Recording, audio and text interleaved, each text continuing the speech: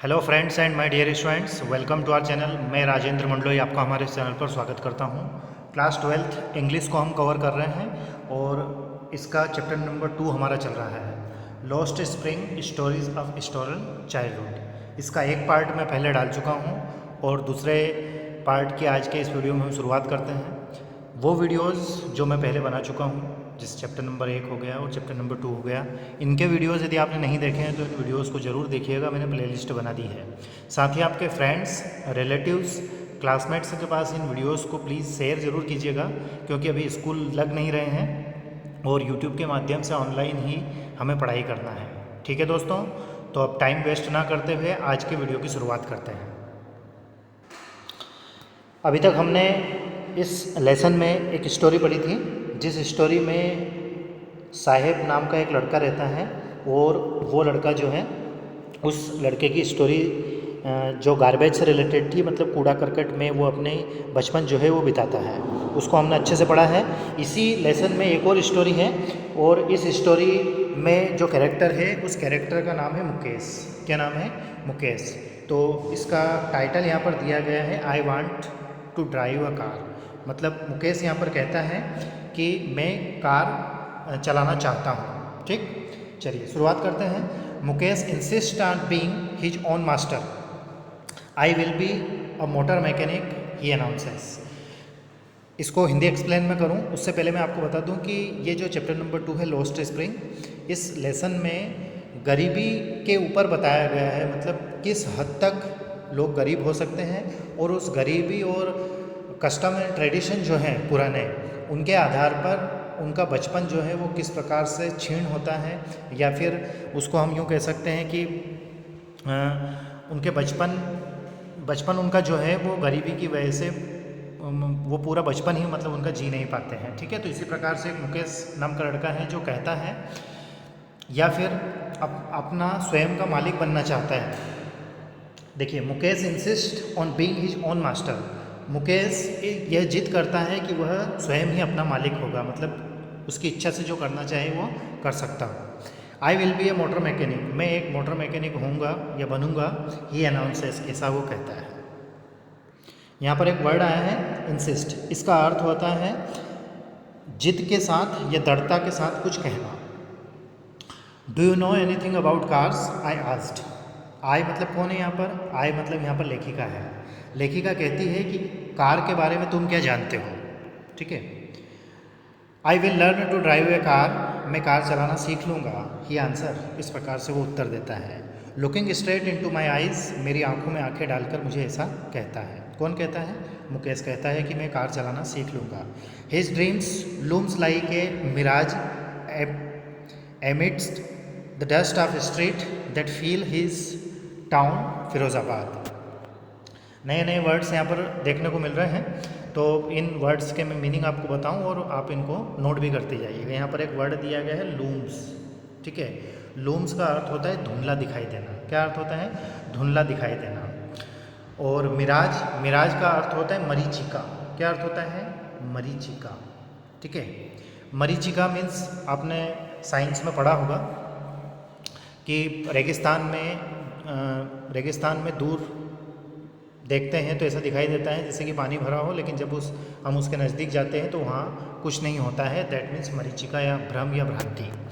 तो उसका जो सपना है, उसका मतलब किसका? मुकेश का जो सपना है कि वह कार चलाएगा, है ना। यह जो उसका सपना है यह एक मरीचिका की तरह है, उसका एक भ्रम है, जो कि फिरोजाबाद की गलियों में जो धूल उड़ रहा है उसमें धुंधला है, ये धुंधला दिखाई दे रहा है। ठीक है, क्यों है? फिरोजाबाद की गलियों में famous for its bangles. Firozabad चूड़ियों के लिए प्रसिद्ध है। बेंगल्स मतलब होते चूड़ियाँ, महिलाएं जो अपने कलाइयों में पहनती है। Every other family in Firozabad is engaged in making bangles. Firozabad में हर दूसरा परिवार जो है वह चूड़ियाँ बनाने का काम करता है। It is the centre of India's glass blowing industry where families have spent generations working around furnaces। मतलब वो ये कह रहा है कि ये जो फिरोजाबाद है, ये फिरोजाबाद कांच को ढालने का, मतलब चूड़ियाँ बनाने का एक सेंटर कह सकते हैं, ठीक है, जहाँ पर कई परिवार ऐसे हैं जिन्होंने अपनी कई पीढ़ियाँ जो हैं वह कांच ढालने की भट्टियों के सामने गुजार दी है, मतलब काम करते हुए गुजारी है। Welding glasses making bangles for all the womens in the land it seems. और ऐसा लगता है कि पूरी दुनिया में या इस पूरी पृथ्वी पर जितनी भी महिलाएं हैं उन सभी महिलाओं की चूड़ियाँ जो है यहीं पर बनती हैं। वेल्डिंग ग्लास का अर्थ ये है ग्लास को पिघलाकर जोड़ना। जैसे ये चूड़ी है ना, ये चूड़ी है, इसको ऐसे घुमा फिरा कर यहाँ पर उसको भी जोड़ा जाता है तो इसको वेल्डिंग बोलते हैं, ठीक है। मुकेश's फैमिली इज़ अमंग देम, और मुकेश की का परिवार भी उनमें से ही एक है। चूड़ियाँ बनाने का काम मुकेश का परिवार करता है। None of them know that it is legal for children, it is illegal for children like him to work in the glass furnaces with high temperature. इनमें से किसी को भी ये नहीं मालूम है कि छोटे बच्चों का भट्टी पर काम कराना इलीगल है, अवैध है। In dingy cells without air and light, ऐसे कमरों में जहाँ मतलब ऐसे कमरे जो कि कैसे हैं, गंदे हैं, मैले हैं, उनमें अंधेरा है ना, जिनमें प्रकाश नहीं है, ऐसे कमरे में रहकर ये बच्चे काम करते हैं। That the law if enforced, यदि इस नियम को लागू कर दिया जाए, किस नियम को, कि बाल श्रम प्रतिबंधित है या बच्चों पर काम कराया जाना जो है वह अवैध है, तो यदि इस नियम को लागू कर दिया जाए, could get him and all those 20,000 children out of the hot furnaces where they slog their daylight hours.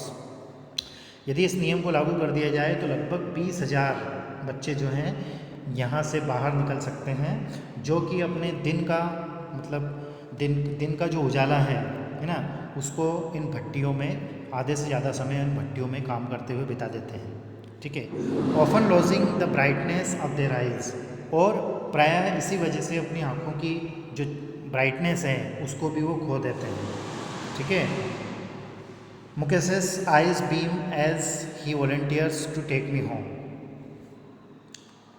Mukesh ने फिर मुझसे आग्रह किया और वह मुझे अपने घर ले गया, है ना।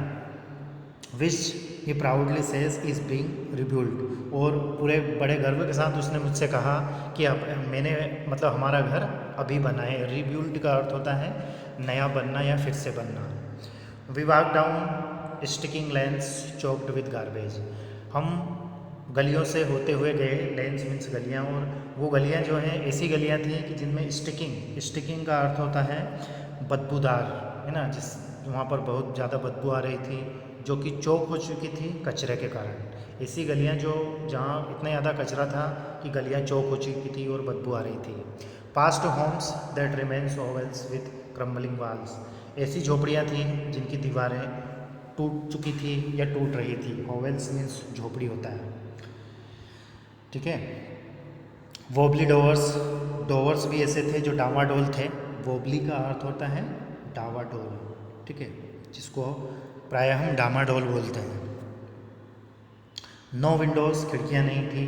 Crowded with family of humans and animals को एग्जिस्टिंग इन प्रिमेवल स्टेट, और यहाँ पर लोग और जानवर सभी एक साथ रहते थे।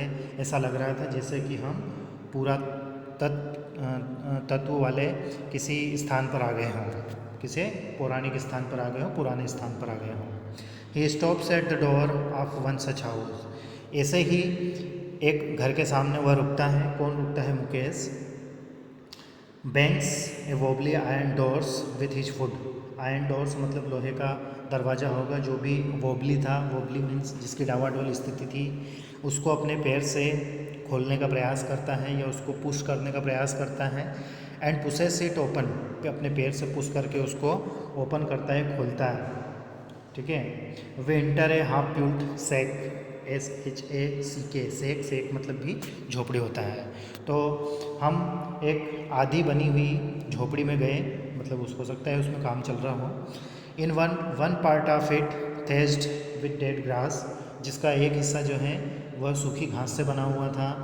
इज ए फायरवुड स्टोव और which sits a large vessel sizzling spinach leaves, और वहाँ पर एक फायरवुड स्टोव था, मतलब लकड़ी, जलाऊ लकड़ी का चूल्हा था, जिस पर एक बड़ा सा पात्र रखा हुआ था। लार्ज वेसल्स का अर्थ होता है बड़ा पात्र रखा हुआ होना या बड़ा पात्र। सिजलिंग स्पिनेच लीव्स, जिस पर कि पालक की पत्तियां पक रही थी, मतलब पालक पक रही थी।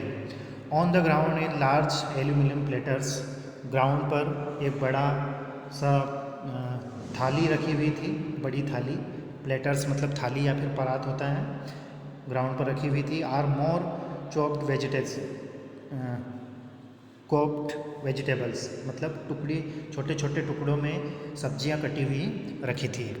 A frail young woman is cooking the evening meal for the whole family.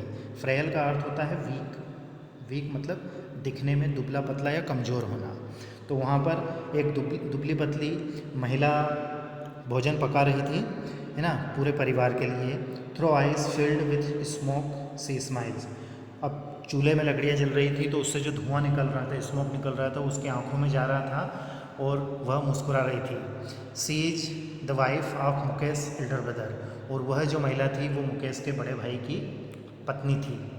Not much older in years, Mukesh से वो ज़्यादा बड़ी नहीं थी, मतलब उसकी भाभी की वो बात कर रहा है। She has begun to command respect as the bahu, और वह घर में कौन थी? बहू थी। बहू एक हिंदी शब्द है ना। The daughter in law of the house, इसी शब्द को अंग्रेजी में एक्सप्लेन किया गया है कि daughter in law of house मतलब घर की बहू। Already in charge of 3 man, और घर में जो 3 व्यक्ति थे, her husband, Mukesh and father, इन तीनों का वो भोजन बना रही थी। ठीक है। When the older man enters, जब घर का कोई बड़ा व्यक्ति अंदर आता है या फिर उसके पिताजी अंदर आए, she gently withdraws behind the broken wall and bring her veil closer to her face. मतलब ऐसा कुछ जो कस्टम्स हैं, वहाँ के रीति रिवाज हैं कि घर का कोई बुजुर्ग यदि घर बड़ा सामने आता है तो घर की जो बहू या डॉटर इन लॉस होती हैं वह घूंघट, अपने चेहरे पर घूंघट डाल लेती हैं। तो यहाँ पर कहा गया है gently withdraws behind the broken wall. उसके पिताजी जैसे अंदर आए तो वह जो बहू थी वह एक टूटी हुई दीवार के पीछे चली गई। Brings her veil closer to her face, और अपने सिर पर उसने घूंघट डाल लिया। घूंघट आप जानते ही होंगे, VEIL, वेल, वेल मतलब होता है घूंघट या फिर पर्दा करना। एज कस्टम्स डिमांड, ये उनका कस्टम रीति रिवाज है। Daughters in law must veil their faces before male enters, मतलब जब कोई बड़ा घर में आता है, मेल मीन्स पुरुष, कोई बड़ा पुरुष, घर का बड़ा व्यक्ति घर में आता है तो महिलाएं जो हैं या बहुएं जो हैं वह घूंघट डालती हैं। In this case the elder is an improvised bangle maker. जो एल्डर है मतलब उस मुकेश के जो पिताजी हैं वह इम्प्रोविज्ड बेंगल्स मेकर हैं। इम्प्रोविज्ड का अर्थ होता है बहुत ही ज़्यादा, बहुत गरीब, या फिर इसका एक अर्थ और होता है इसका अर्थ होता है कंगाल या फिर दरिद्र। तो वो एक गरीब चूड़ी बनाने वाले थे, कौन? मुकेश के पिताजी, और वो भी गरीब थे ना। Despite long years of hard labour, first as a tailor then a bangle maker, वह बहुत ज़्यादा कठोर परिश्रम उन्होंने अपने जीवन में किया। इसके पहले वो एक टेलर थे, first as a tailor, then a bangle maker, फिर उसके बाद में वह एक चूड़ी बनाने वाले का काम उन्होंने चालू किया था। He has failed to renovate a house, वह अपने घर को फिर से बनाने में असफल रहे। Send his 2 sons to school, अपने दोनों पुत्रों को स्कूल ले जाने में या स्कूल भेजने में असफल रहे। All he has managed to do is teach them what he knows, लेकिन उन्होंने इतना ज़रूर किया कि उन्हें जो याद था वह उन्होंने अपने बच्चों को सिखाया। अब उन्हें क्या याद था? The art of making bangles, उन्हें चूड़ियाँ बनाने की कला आती थी। ठीक है, तो अपने बच्चों को भी उन्होंने यही सिखाया। इट इज़ हिज कर्म his destiny says Mukesh mother, Mukesh की माता जी ने कहा कि यह उनका कर्म है, उनका भाग्य है। Who has watched her own husband to blind with the dust from polishing the glass of bangles, मेरे पति ने पूरे जीवन जो चूड़ियाँ हैं उनकी पॉलिशिंग की, ग्लास की, है ना, चूड़ियाँ बनाई, और उसकी वजह से ही उनके आँखों में वो धूल गई और जिसकी वजह से वो अंधे हो गए। मतलब मुकेश के पिताजी कैसे हो गए? अंधे हो गए। उन्होंने जीवन भर ये काम किया चूड़ियाँ बनाने का, इसकी वजह से। Can a god given lineage ever be broken. Lineage का जो अर्थ होता है, इसका अर्थ होता है गोत्र या जातीय वंश कुल, मतलब हमारे वंश या हमारे कुल को जो गॉड गिफ्ट या गॉड ने जो दिया है उसे कौन तोड़ सकता है। जैसे मान लो जिस वंश में जो काम चलता हुआ आ रहा है वही चलता हुआ आएगा। सी इम्प्लाइज, ऐसा वह बिना कुछ कहे संकेत करती है। ठीक है, इम्प्लाइज का अर्थ होता है बिना कुछ कहे संकेत करना। Born in the caste of bangle makers they have seen nothing but bangles. अब चूँकि उन्होंने बेंगल मेकर के यहाँ जन्म लिया है तो उन्होंने चूड़ियाँ ही देखी हैं, मतलब चूड़ियाँ बनाने वाले के यहाँ जन्म लिया है तो उन्होंने सिर्फ चूड़ियाँ ही देखी हैं। इन द हाउस, घर में चूड़ियाँ देखी हैं। इन द यार्ड, है ना, आंगन में चूड़ियाँ देखी हैं। In every house, every other house, दूसरों के घरों में चूड़ियाँ देखी हैं। एवरी अदर यार्ड, दूसरों के आंगन में चूड़ियाँ देखी हैं। एवरी स्ट्रीट इन फिरोजाबाद, और फिरोजाबाद की हर गलियों में उन्होंने क्या देखी हैं? चूड़ियाँ, बेंगल्स देखी हैं। स्पायरल्स ऑफ बेंगल्स, चूड़ियों का घुमाव देखा है। स्पायरल मतलब होता है घुमाव। अब चूड़ियाँ भी किस प्रकार की? Sunny gold, paddy green, royal blue, pink, purple, every colour born out of the 7 colours of rainbow. मतलब जो रेनबो मीन्स इंद्रधनुष होता है, इंद्रधनुष के में जितने भी रंग हैं उन सारे रंगों वाली चूड़ियाँ उन्होंने बनाई हैं या देखी हैं, या उन रंगों को मिलाकर दूसरे रंग यदि बनते हैं तो उन रंगों की भी उन्होंने चूड़ियाँ देखी है और बनाई हैं। Line mounts in unkempt yard are piled on 4 wheeled handcrafts. अब इन चूड़ियों को फिर अव्यवस्थित या जो है कि पूरे तरीके से नहीं बनी है या बनने वाली वो चूड़ियाँ कहाँ रखी हुई है? यार्ड में रखी हुई हैं और उनका ढेर लगा हुआ है। उसके बाद फिर उन चूड़ियों को वो क्या करते हैं? जो हैंड कार्ट है, हैंड कार्ट मतलब हाथ गाड़ी जो है उस पर उनको, या ठेला गाड़ी जिसको हम बोलते हैं, ठेला देखा होगा आपने, है ना, हाथ गाड़ी जिसको हम बोलते हैं, उस पर उसको रख दिया जाता था। Pushed by young man along the narrow lanes of the shanty towns. और फिर वो जो हाथ गाड़ी है उस हाथ गाड़ी को एक युवा आदमी पुश करते हुए, है ना, गलियों में लेके जाता है, बेचने के लिए जाता होगा। And in dark hutments next to lines of flames of flickering over lamps sit boys and girls with their fathers and mother welding pieces of coloured glass into circles of bangles. और फिर कई घरों में या उसके घर में भी फ्लिकरिंग ऑयल लैम्प होता है जहाँ पर लड़के लड़कियाँ अपने माता पिता के साथ बैठकर जो चूड़ियों के पीसेस हैं उनको कलर करते हैं, है ना, और उनको चूड़ी के शेप में डालते हैं। Their eyes are more adjust to the dark than to the light outside. अब अंधेरे में काम करते करते उनकी आंखें जो हैं वो इस प्रकार की हो गई हैं कि उन्हें अंधेरे में तो ठीक दिखता है, लेकिन जब वो आउटसाइड लाइट में जाते हैं, मतलब बाहर निकलते हैं, तो उनको कम दिखाई देता है। मतलब ये जो लेबरहुड का जो काम है, that is why they often end up losing their eyesight before they become adults. और इसी कारण की वजह से उनकी जो आई साइड है वह चली जाती हैं। लूजिंग देयर आई साइड, वो अपनी आँखों की रोशनी जो है खो देते हैं जब वह युवा या फिर युवा होने से पहले, जब वो युवा होते हैं या युवा होने से पहले। मतलब यहाँ पर सीधा से बताया गया है कि बाल श्रम को बताया गया है, और बाल श्रम भी इस वजह से है क्योंकि गरीबी बहुत ज़्यादा है। ठीक है। सविता, ये young girl in A drape pink dress. Savita एक लड़की का नाम है जो कि एक युवा लड़की है जिसने कि पिंक गुलाबी रंग की ड्रेस पहनी है, और वो भी कैसी? ड्रेप है। ड्रेप का अर्थ होता है फेडेड। फेड मतलब मुरझाना, मतलब जिसका कि रंग चला गया हो उसकी ड्रेस का।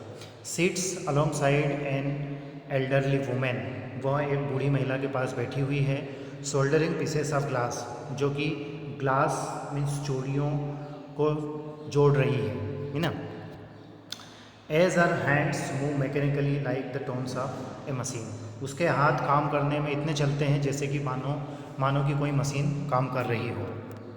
आई wonder if she knows the sanctity of bangles he she helps make.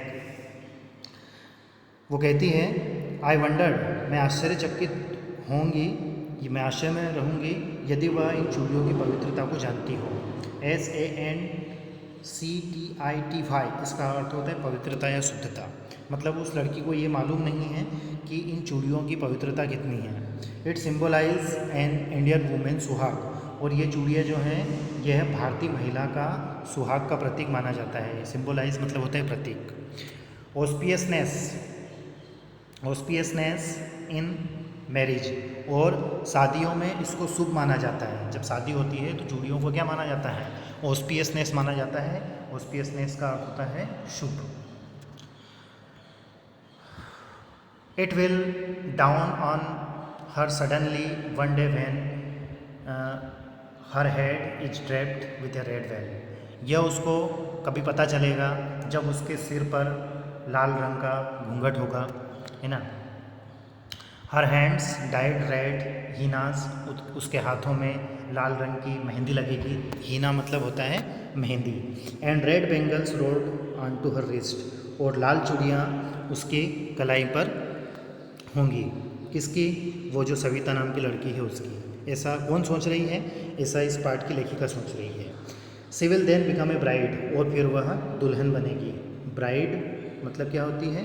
दुल्हन होती है। अब मैं आपके लिए एक होमवर्क के रूप में क्वेश्चन दे रहा हूँ। ब्राइड मतलब दुल्हन, है ना। जैसे वर वधू होता है, वर और वधू, तो ब्राइड मतलब वधू, और वर को अंग्रेजी में क्या कहते हैं ये आप मुझे कमेंट्स करके बताएंगे। ठीक है दोस्तों। तो ऐसा एक दिन उसके जीवन में टाइम आएगा जब वह दुल्हन बनेगी। Like the old women beside her who became one many years ago, जैसा कि वो जो बूढ़ी महिला उसके पास बैठी हुई है वह भी एक दिन दुल्हन बनी थी। She still has bangles on her wrist, उसके कलाइयों पर भी चूड़ियाँ हैं। But no light in her eyes, परंतु उसकी आंखों में चमक नहीं है।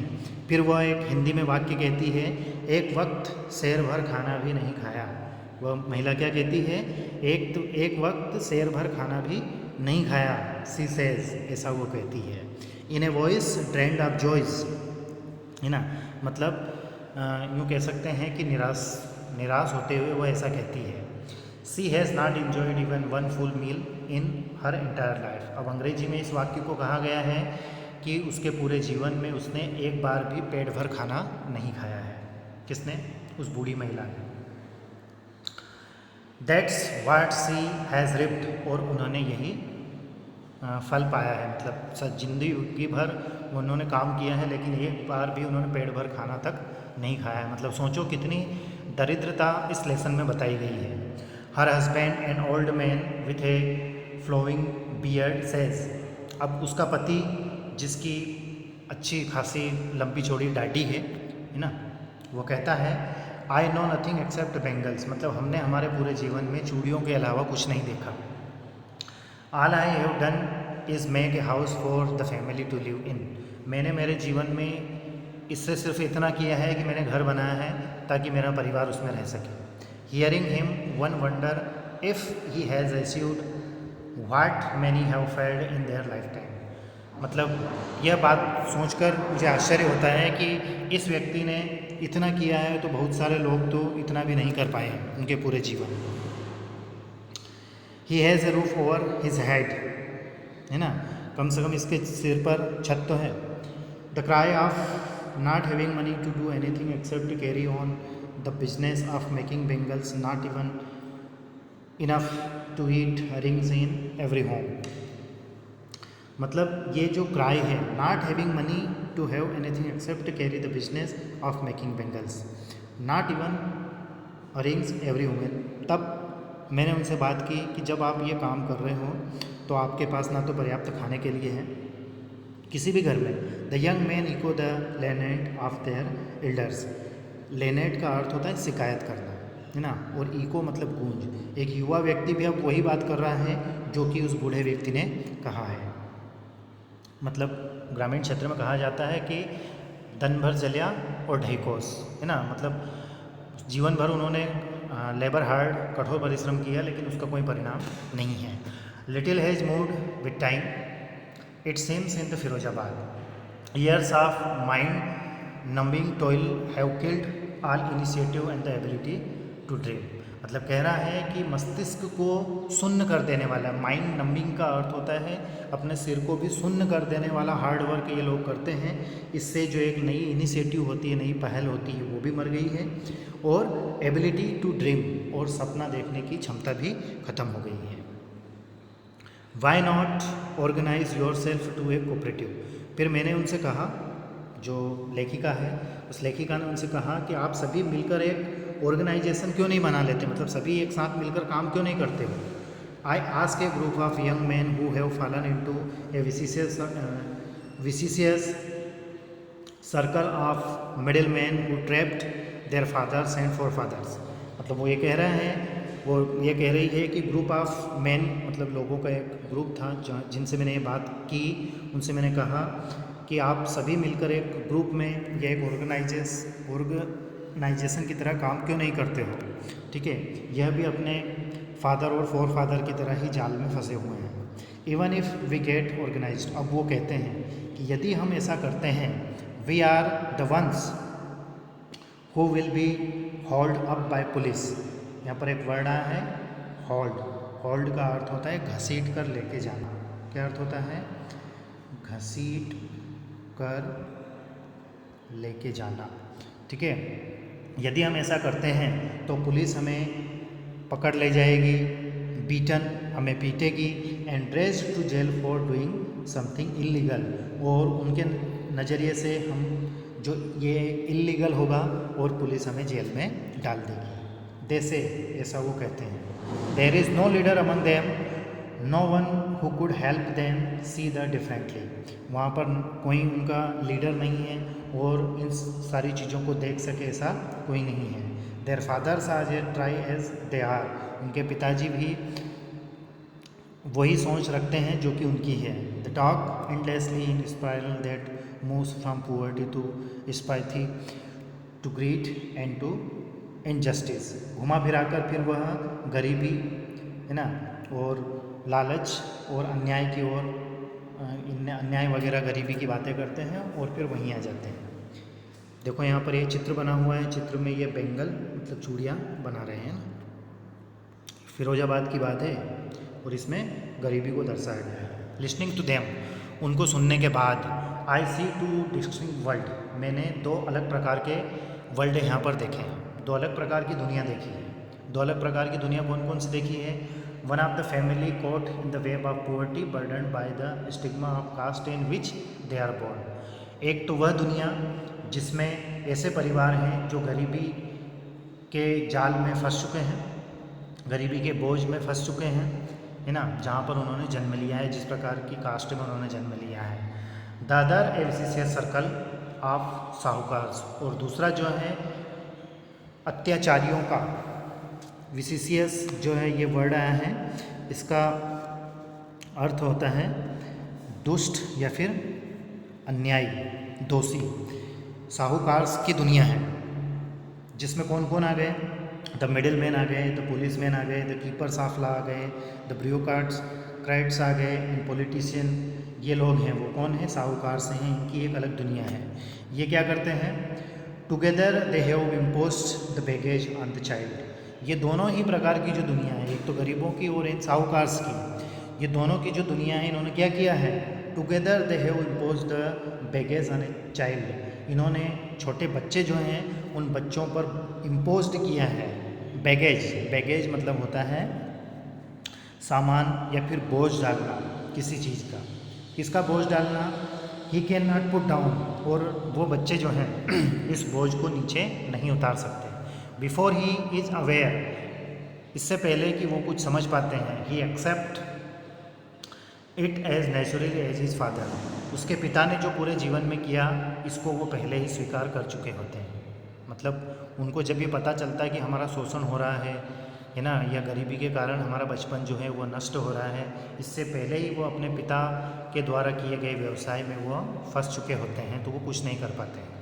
To do anything else would mean to dare, और यदि वो कुछ करते हैं तो वह एक डेयर हो जाती है, कुछ अलग करने की हिम्मत हो जाती है। And daring is not part of his growing up, और उनके वंश में कभी उन्होंने डेयरिंग करना सीखा ही नहीं है, मतलब कुछ अलग करने की या इस जंजाल से निकलने की उन्होंने कभी सोचा ही नहीं है। When I sense A flash of it in Mukesh I am cheered.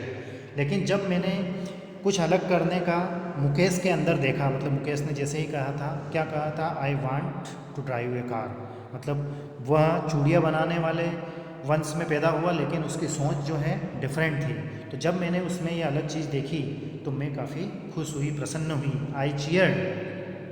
I want to be a motor mechanic he repeats. फिर मुकेश ने फिर से कहा कि मैं एक मोटर मैकेनिक बनना चाहता हूँ।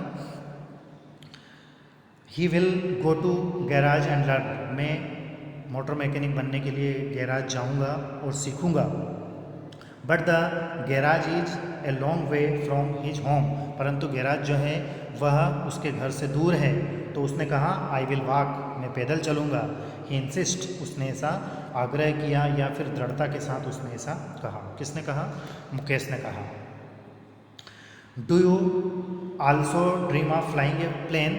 क्या तुमने कभी सपना देखा है कि तुम प्लेन उड़ाओ? अब लेखिका ने उससे पूछा कि क्या तुमने कभी प्लेन उड़ाने का भी सोचा है?